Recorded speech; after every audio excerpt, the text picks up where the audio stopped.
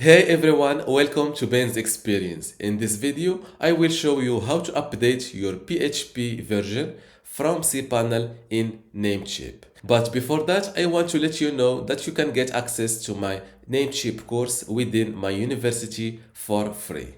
Inside this Namecheap course, you'll learn how to get started with your Namecheap shared hosting, how to manage your website and email account, and also how to optimize your website performance in Namecheap.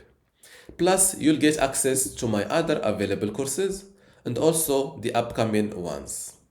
To join my university today for free, just go to university.bensexperience.com. Link in the description. Without any further ado, let's see how to update your PHP version from cPanel inside Namecheap. Updating your PHP version in cPanel Namecheap is easy. It all starts with going to cPanel, and under this section called exclusive for Namecheap customers, click on select PHP version. As you see, my current PHP version is 8.1.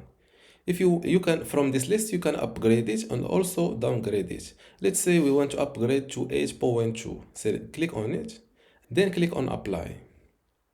As you can see, my new current PHP version is updated.